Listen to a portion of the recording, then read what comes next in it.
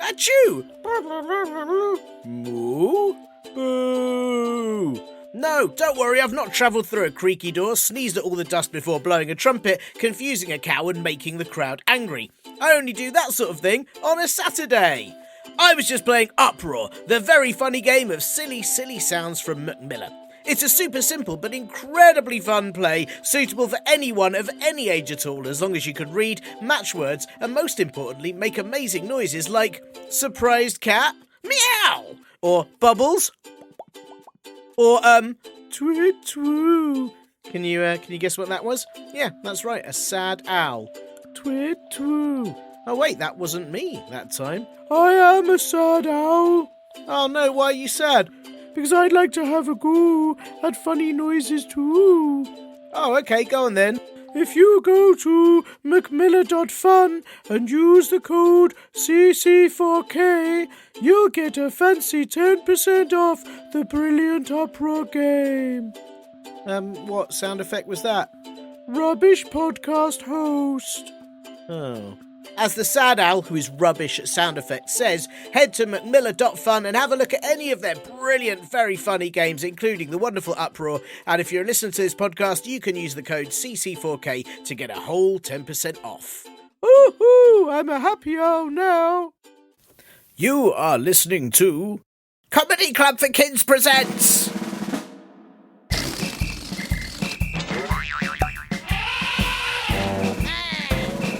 Radio Nonsense, Radio Nonsense, Radio Nonsense, Radio Nonsense, Radio Nonsense.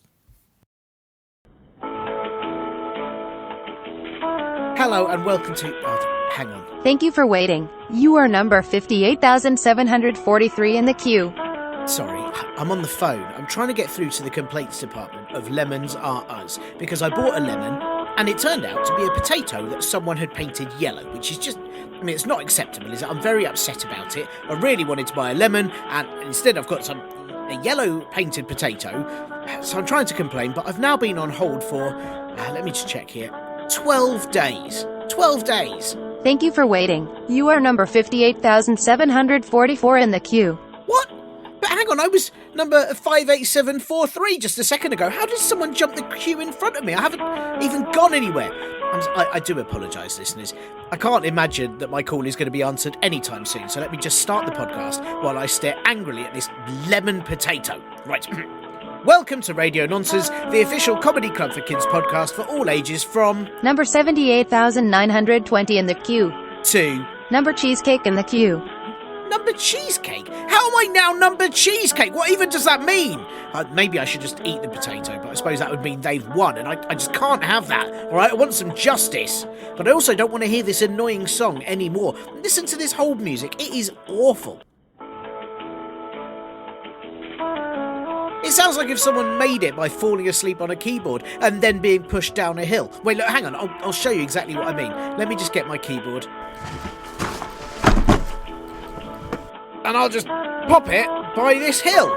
Linda, I'm going to fall asleep on this keyboard. Can you push me down the hill to prove a point? Linda. All right, well, I'll do it myself. Hang on. Ah! See? Exactly the same. We tried to connect, but you weren't there. Please call again during our opening hours of 12:01 to 12:02 p.m. What? I was caller number 58744. This is ridiculous. Right, look, before I call back, firstly, just hello, all of you. I just wanted to also say this week a shout out to Etta, who says her gran is called Linda, and that is great. Thank you, Etta, for letting me know. But is she also this Linda, right? Have you asked her where your coffee is? If you do ask her where your coffee is and she doesn't bring you any, or indeed even turn up at all and maybe doesn't exist, then she could well be our Linda, and you need to let us know immediately. That is, I think, the definitive test of whether a Linda that you may know or see out there in the wilderness, if she is this show's Linda. You could also try asking her, are you the Linda? You know, that one, that Linda. And if she replies, bloop, bleep, she's a robot Linda, not our one. If she replies, Yag McGrag, then I don't know what's going on, but maybe sort of offer her a blueberry and walk away slowly. So I hope that's helpful. At some point, obviously, I know many of you have been asking for it. I will put out a how to spot our Linda guide once I find out what she looks like and if she even exists. Also, this week, a very big shout out to Noah, whose mum said he demands this podcast. Good. So should all of you, like wherever you are. If you're at a restaurant and they say, what would you like? Just say, Radio Nonsense Podcast, please. And then maybe also some ice cream, because it'd be silly not to. And like if you're at a train station and they say, how can I help? Just yell, I'd like the Radio Nonsense Podcast, please. And then don't get on a train, just like walk out and leave. That is how it should be. So thank you, Noah. That is very inspiring stuff for all of us. Now, listen, I've not had any uproar competition entries for a few weeks from any of you, and there are still 3 noises that you could make to win a copy of the game from Macmillan.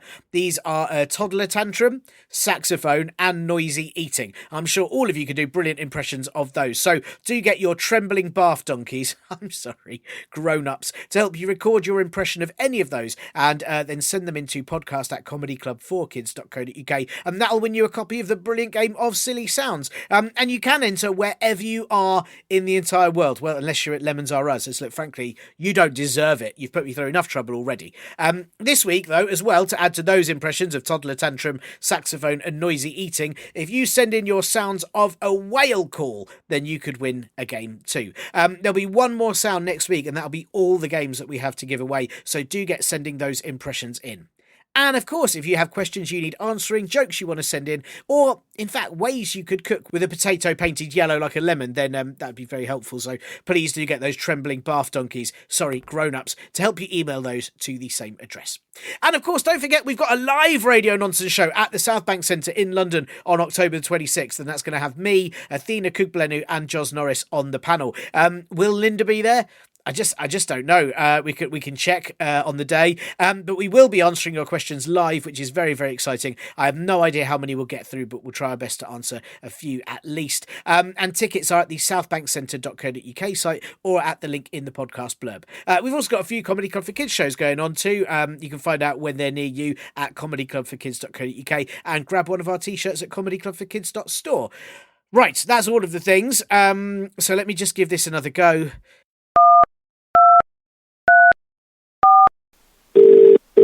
Thank you for calling Lemons R Us. You are caller number Infinite Shoes. Right, this could be a while. You get listening to the importantest bit. Hi, you know who you call. Leave a message. How exciting that today on Radio Nonsense I am joined by the one and only Toussaint Douglass, aka Captain Toussie Dougs the 12th, aka Toussaint, who always has his shoes on, and as all of our Greek-speaking listeners know you as Aftos o typos που πέφτει πάνω από ένα σαντούσις. Of course, all of our listeners will know you from building 3 of the modern wonders of the world entirely out of custard cream biscuits, for being a pioneer of ignoring well-being and instead the benefits of being in a well, and most famously for starring in the film of your own life story, aged just 2 months old, and winning 12 Oscars for it, including Best Set Design. Toussaint, it's so lovely to have you on the show. How are you? I'm very good, thank you, and thank you very much for having me and recognising some of my achievements. You know, when you read them back to me, it was just like, wow, actually, I have done a lot in my life, and I'm proud of all of them, particularly the custard creams. Yes. A lot of people called me crazy. They said it couldn't be done. They said, why would you want to do it? Why would you want to recreate 3 of the 7 wonders of the world entirely using just custard cream biscuits? And I told them, why not? Wow. Why would I not do it? You know what I mean? Because if you really care about custard creams, you'd realize that they deserve to be seen in all their glory by the world in monument form. And that's what I did. Very inspiring. And thank you for sort of bringing that inspiration to the show. I'm sure listeners hearing this will go, there is nothing to stop them building whatever they like out of whichever. Yeah. Well, I was going to say whichever biscuit, but I think Custard cream Colosseum. Wow.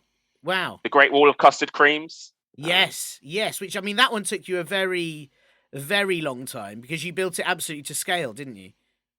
It was entirely to scale, yeah. Each custard cream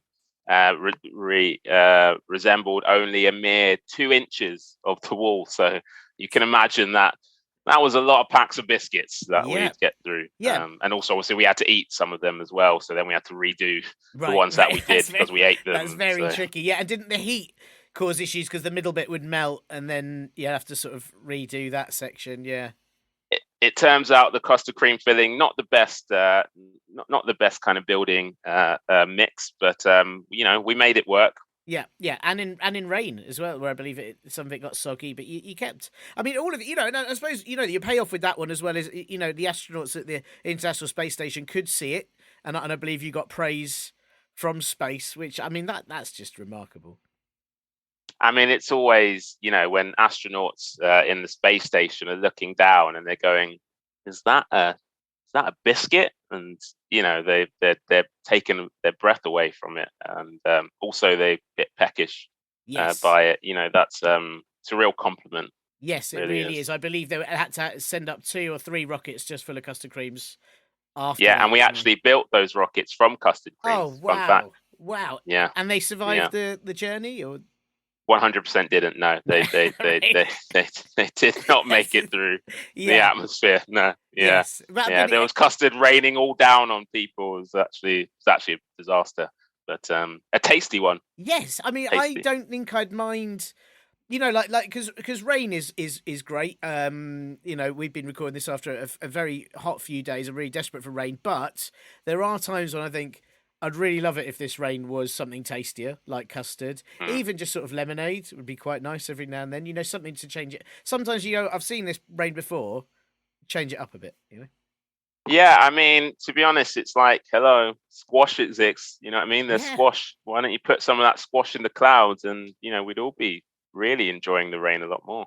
Yeah. I mean, it wouldn't take much for like a plane going through a cloud to just put a bit of sort of barley water, a bit of orange or apple and blackcurrant, just kind of sprinkle it over the clouds, and then when it does rain, tasty times. Tasty times indeed. Yeah. Also, like tennis often gets called off when it's raining, but then they also go off to the side and drink squash during tennis. So if the rain was squash, they could just keep playing. It'd be fine. Yeah. Probably actually help their performance, to be honest. Yeah. I think most people's performance. I mean, I can see, I could see issues with all the crops, say all the food crops tasting of squash, but then that maybe wouldn't. I mean, again, it'd probably be quite good. I mean, I'd definitely eat a lot more carrots if they tasted like blackcurrant squash. Yeah. That's all I'm saying. Yeah.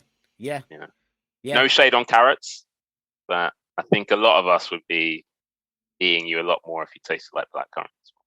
That is, I mean, that kind of is shade on carrots, but I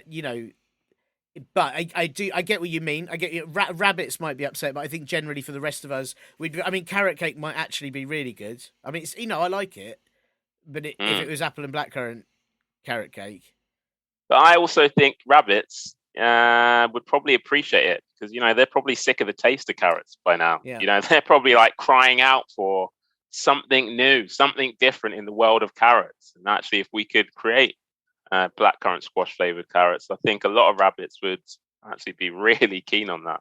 Yeah. It's a very valid point, actually, and it's something that a lot of people don't think about. Is we as human beings, I don't want to presume. I'm fairly certain you're a human being. I'm pretty certain I'm a human being. Not always sure, but as human beings, we get to eat a lot of different cuisines, a lot of different foods, and then animals often don't. Like, it must be pretty rubbish just being like, like fish. They just have fish food. That's rubbish, isn't it? Yeah, I think, we assume that custard creams are just for human beings, but why? Actually, custard creams are a wonderful food that are for everyone. All types of animals could have custard creams. So I would encourage everyone to, if you see an animal, give them a custard cream. They'd really thank you for it. Are you suggesting that listeners should carry a pack of custard creams with them at all times? Is that something you do? Can I ask? Like, have you got them about your person now? I've got about 5 packs. Yeah. Right. I never leave the house without 5 packs of custard creams. Right. Yeah. Any less than that, it's, you're asking for trouble. So you should always have at least 5 packs of custard creams. When have you had to one for yourself? Oh, sorry. Go on. I would just say one for yourself, one for someone else, one for an animal you see, one for if you just want to build something, as we've covered, and just an extra one You know, so you never know what might happen. Well, that's what I was going to ask. Is when have you had to break out? Like, because obviously this is you've experienced this as a reason. You've got five. You've been through this before. When was the time when you had to break out all five? All five, yeah, sure. So I was at a wedding, and all they had there was just non-custard cream food, which it was shocking, to be honest. Wow. Absolutely shocking. Yeah, it was bad. It was really bad, and there were a lot of people there, and they were pretty fed up, to be honest. Yeah. So I just busted out all the custard creams and just started passing them to everyone, throwing them, and everyone was like, "Yay! Finally, some real food." And that the happy couple were just over the moon. They're like, "Thank you. Good. This is the best gift anyone could ever have given us. You've absolutely made our lives." Wow, that's a beautiful, Yeah. that's a really beautiful, and again very inspiring story. And yeah, I mean, and I can see now that must have been a turning point for you. Like, well, that's how many I needed then. We don't know when this could happen again. It's got to be 5 packets from now on. Yeah, and it really goes far. You can break them up, you can twist them, give separate halves, so it goes a lot farther than you think. Yeah, we fed 5,000 people that day. Custard cream. That's incredible. That is incredible. Yeah. With 5 wow. I would never have guessed. Some would say it's a miracle, but yeah, it's wow. Well, I mean, it is. I mean, I was going to ask: do you carry anything else about your person? Because 5 bags of custard creams. You seem like someone that's prepared for all these kind of eventualities. Have you got are there other things that you carry about that perhaps listeners might learn survival tips from you about? Yeah, shoes. Mm-hmm. I'm never without shoes, as yes, you mentioned in your intro. Yeah, I always wear shoes. I think people take that for granted. Sometimes they take their shoes off. I never take them off. Right. Have you never, not even when sleeping, not even in the bath? Always wear shoes. Yeah. Always. Yeah. Are you sure your that's feet a rule. are still there? I have no idea. I've stopped being able to feel them many years ago. But it doesn't matter because I always wear shoes. Yeah. That's fair. Yeah. And again, I suppose you're always ready then. Should you need to nip out, or like there's never an issue with having to put like putting your shoes on can take a while, can't it? And doing laces and things. Exactly. Yeah, I save a lot of time. It's just more efficient. I'm busy. I'm building things with custard creams. I don't have time to faff around, kind of doing my laces and all this kind of stuff that normal people do. No, I just wear shoes. Saves a lot of time. A lot of famous people, successful people, they always wear their shoes as well. Steve Jobs. Right. Never took off his sandals. Wow. Yeah.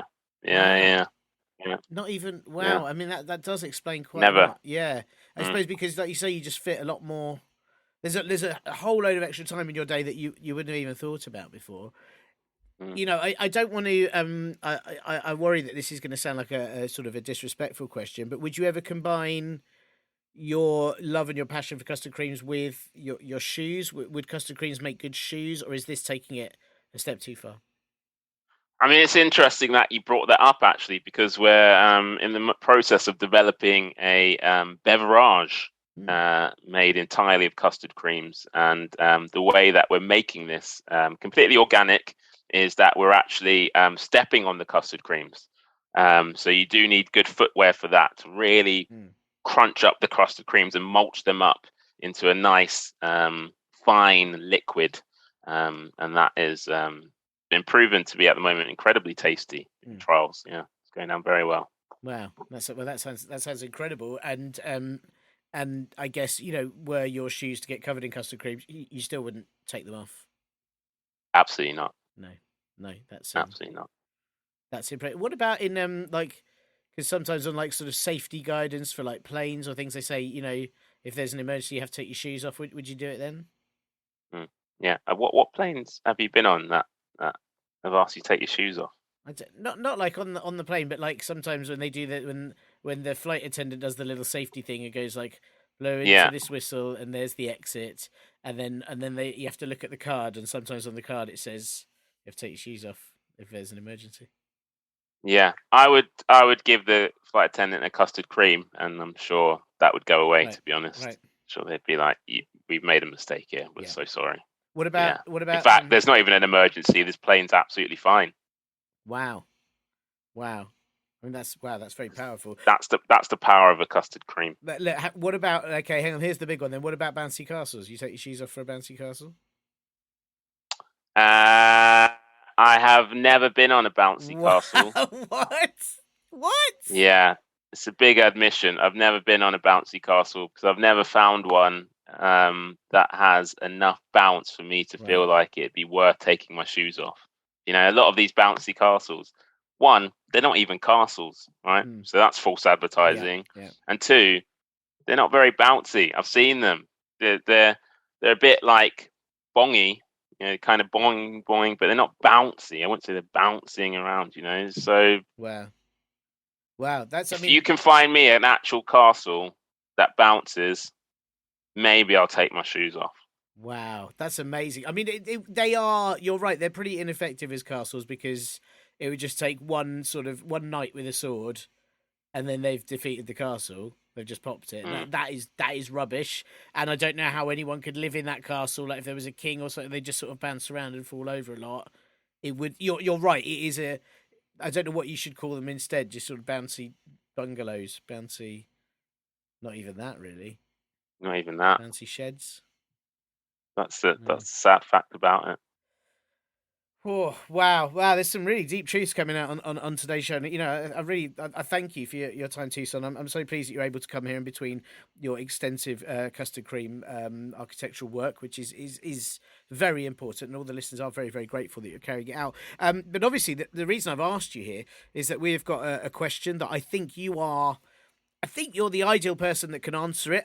But before we get to that, I've got a couple of admin questions I need to ask you for the sake of the show. The first one of these is simply that this is an audio podcast. I don't know if you're aware.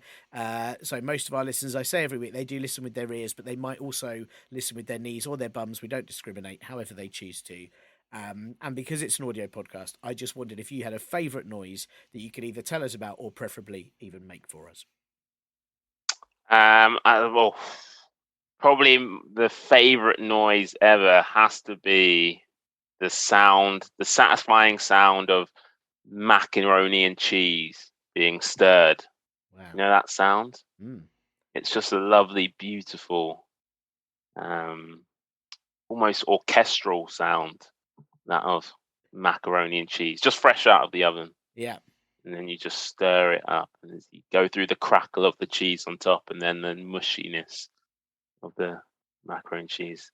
It's something a bit like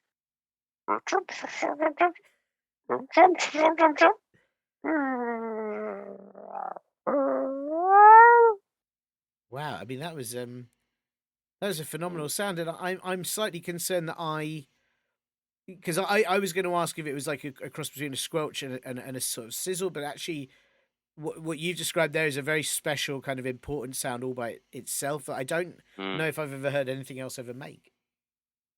No, I don't think we've got a word for it in the English language to describe that sound. I think they do in German, obviously, but not in English. So. Yeah.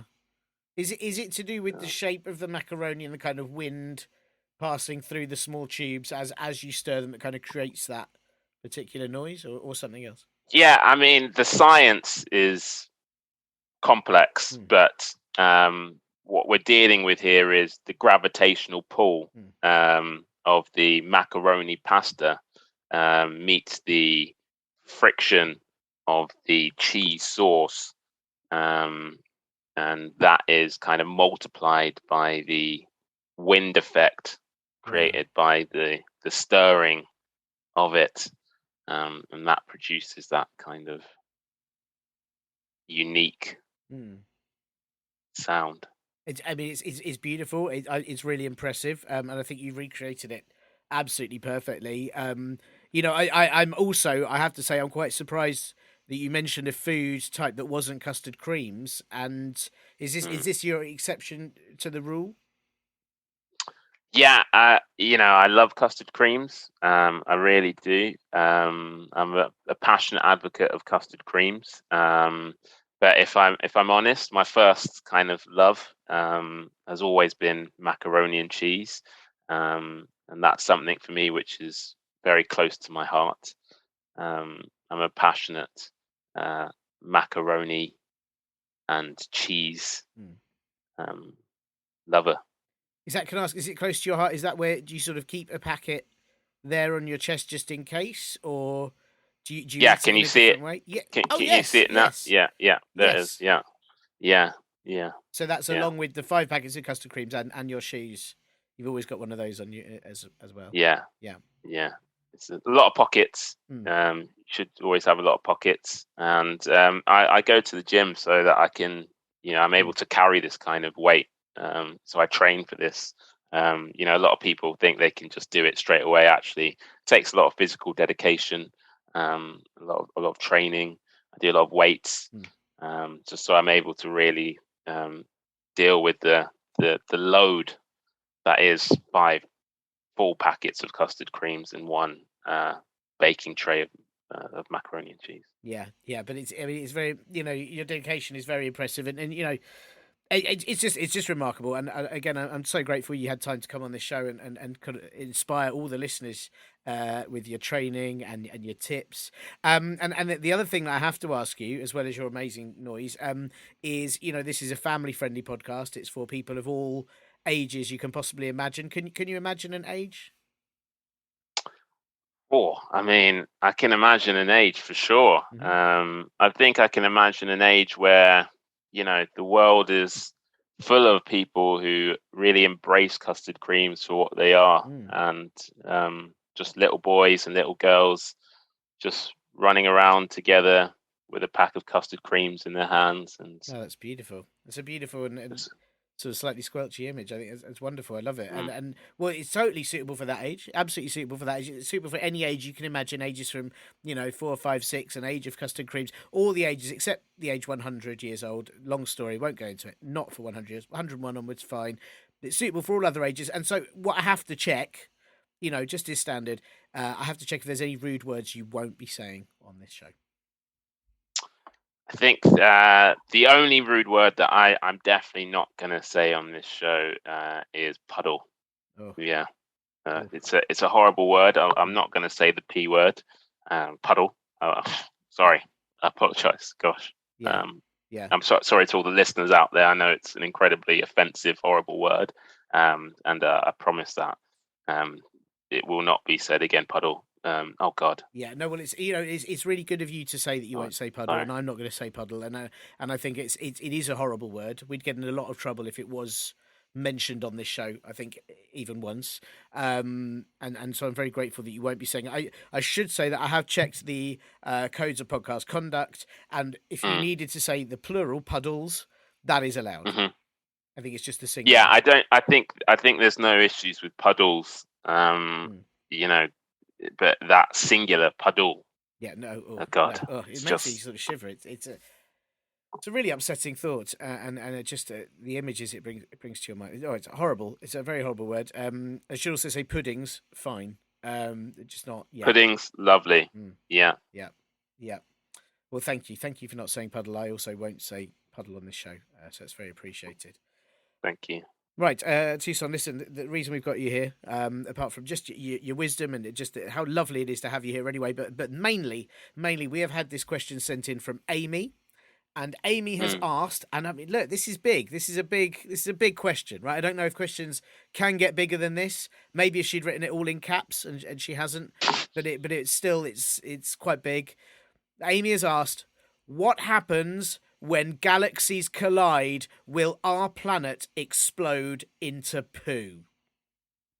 Wow, that's a huge question from Aimee there, and clearly someone who's really passionate about kind of space and our place in it.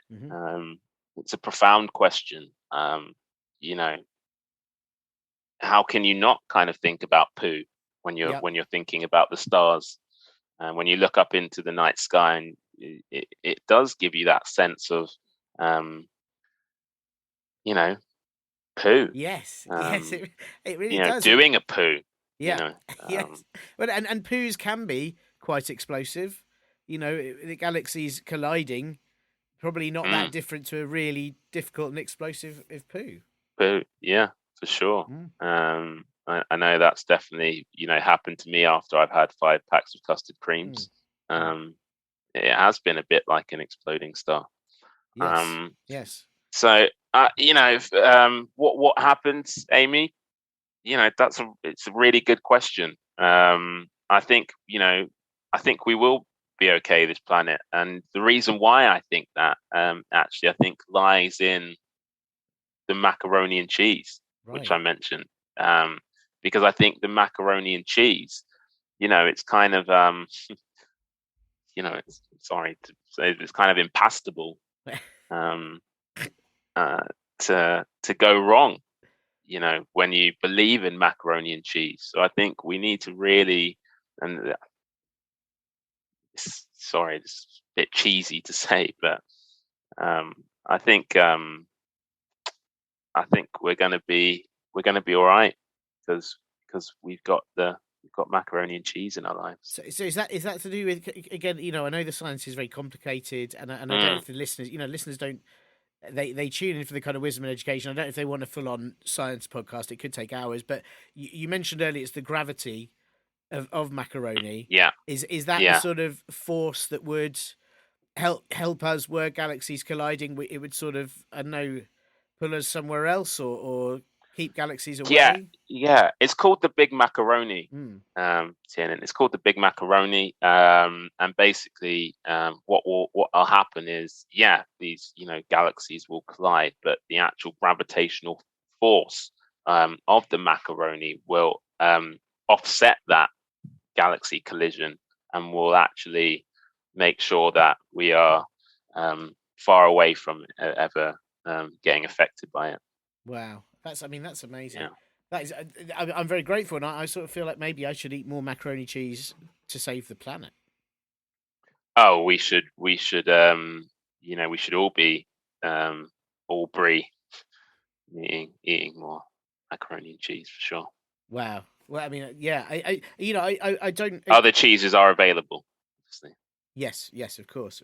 I mean, I'm interested by a brie macaroni and cheese. I would have opted for probably a cheddar or a parmesan, but you've gone right out the bat with something different there. It's sort of sparking lots of ideas in the heads of our listeners, no doubt. But I think just if we just step back a little bit, Aimee has asked what happens when galaxies collide. Will our planet explode into poo? But do galaxies collide very often? I don't know much about it. Do they get in each other's way? I'd assume they sort of just do their own thing.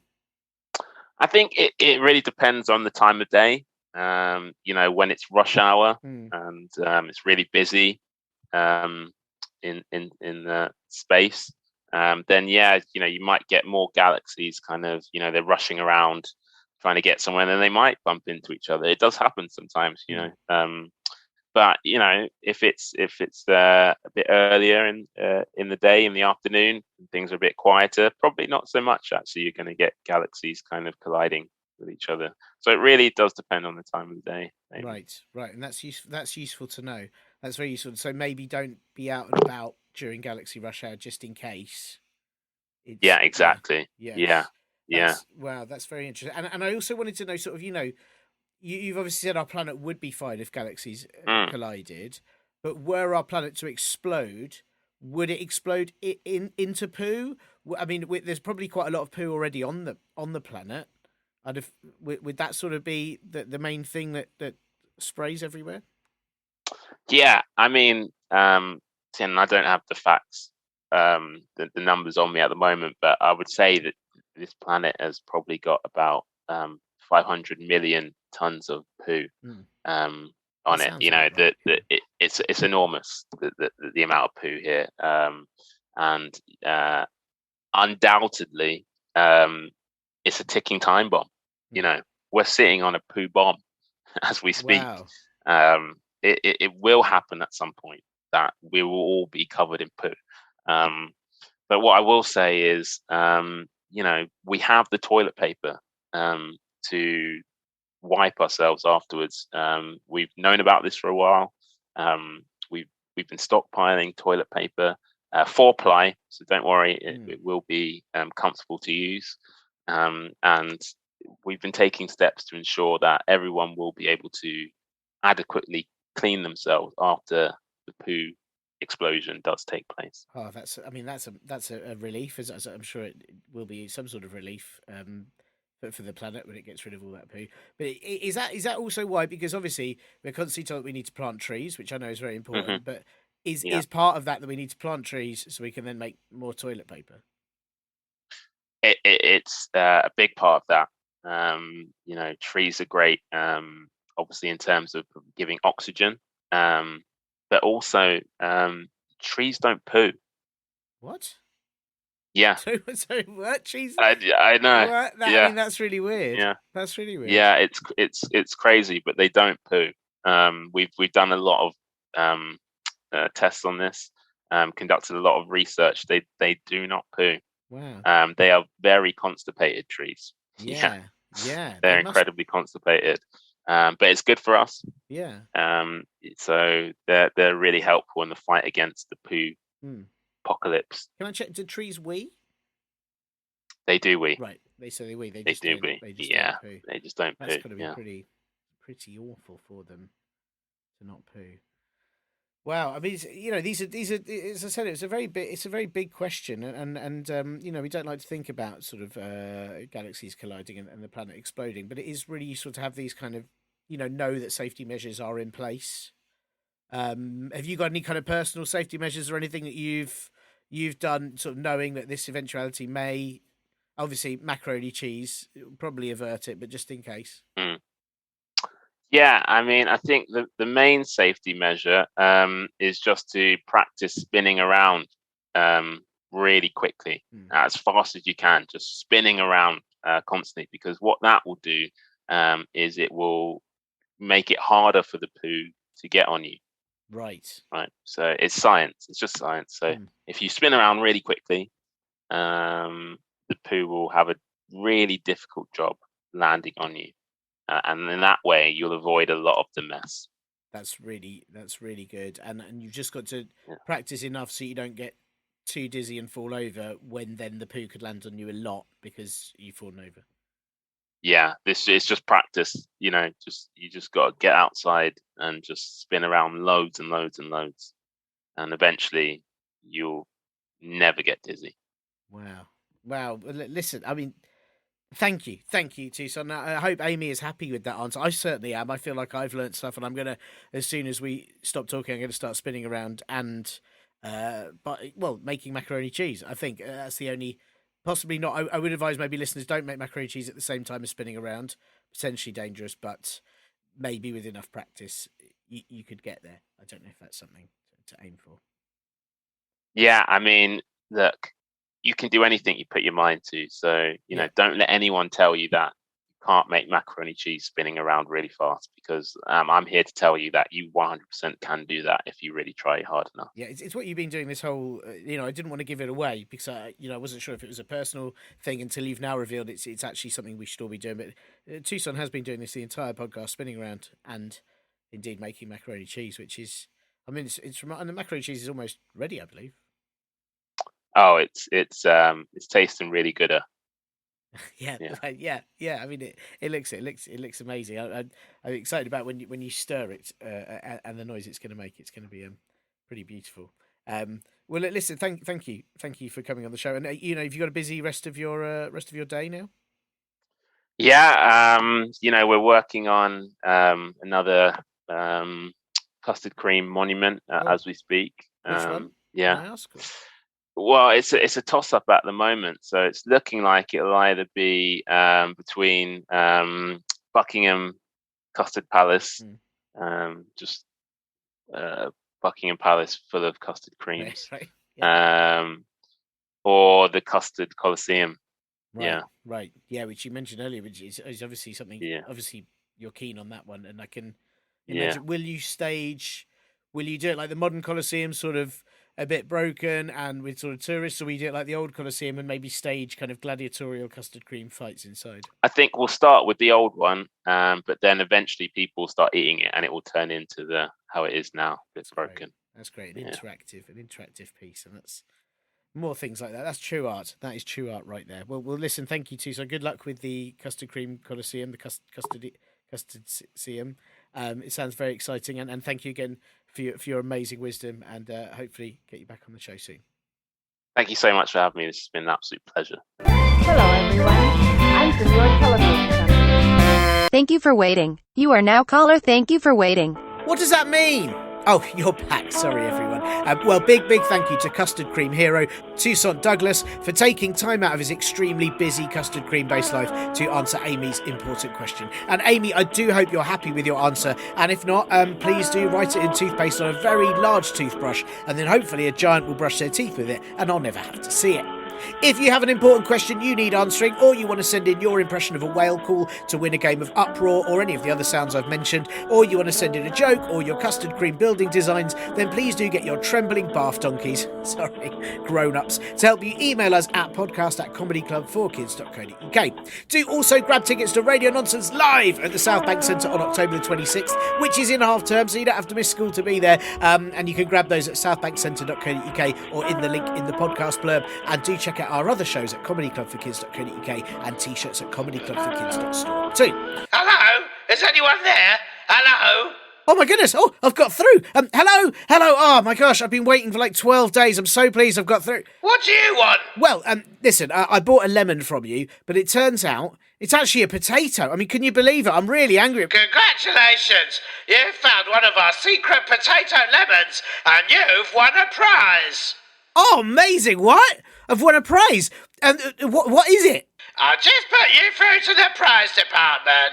Great. Oh, how exciting. I can't wait. This is the best thing that's ever... Thanks for waiting. You are now caller number pigeon smiley emoji marketing advisor. What? Ah! You have been listening to Comedy Club for Kids Presents.